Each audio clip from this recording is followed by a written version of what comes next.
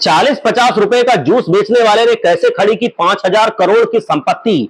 अपनी शादी में सनी लियोनी को नचाया, नेहा कक्कड़ ने गाना गाया, टाइगर श्रॉफ ने किया स्टंट, चार्टर्ड प्लेन भेजकर लोगों को इंडिया से दुबई बुलवाया, अंबानी से भी ज्यादा लुटाए पार्टी में पैसे।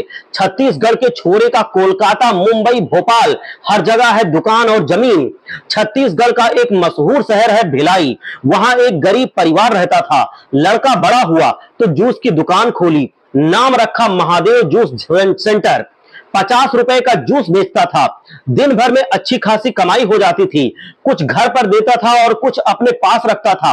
इन पैसों से वो नशा नहीं करता था, ना ही पैसों को बैंक में जमा करता था, बल्कि सट्टा बाजार में लगा देता था।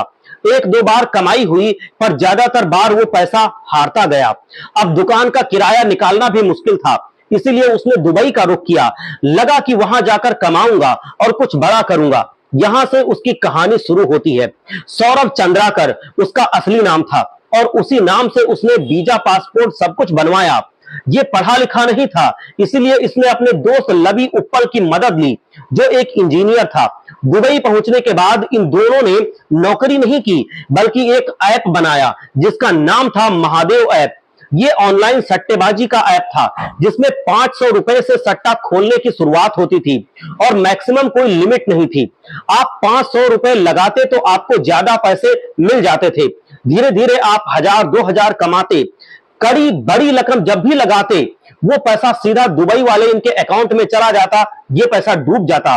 इधर लोगों को इसकी लत लग रही थी, उधर पुलिस कुंडली निकालने में जुटी थी, क्योंकि मामला हजारों करोड़ों का था और विदेशों से जुड़ा हुआ था। इसीलिए इस केस में ईडी की एंट्री हुई। उसने मुंबई, कोलकाता, भोपाल, भिलाई और कई शहरों में छापा मारा तो 417 करोड़ की संपत्ति जब्त की। उसके बाद जो पता चला वो हैरान करने वाला था। इसी साल सौरभ चंद्राकर ने यूएई यानी कि संयुक्त अरब अमीरात के महंगे शहर में शादी की, जिसमें सनी लियोनी, टाइगर श्रॉफ, आतिफ असलम, राहत फतेह अली खान, विशाल दलदानी, नुसरत भरूचा, नेहा कक्कड़ जैसे 14 सितारे इनके लिए दुबई आए थे। इसने मुंबई से चार्टर्ड प्लेन बुक किया था और इन्हीं से 200 रुपए की पेमेंट कैश में दी थी। 120 करोड़ में उसने वेडिंग प्लानर को बुक किया था। 200 रुपए इन सितारों को कैश में दिए थे, जिसे 42 करोड़ कैश दिया। कुल मिलाकर उसने शादी में 200 करोड़ खर्च कर दिए, जो कि अंबानी की बेटी की शादी में हुए खर्चे से भी ज्यादा है। अब सवाल उठता है कि ऑनलाइन सट्टेबाजी से इसके पास इतने रुपए आए तो आए कैसे? तो उसका गणित भी आपको समझा देते हैं।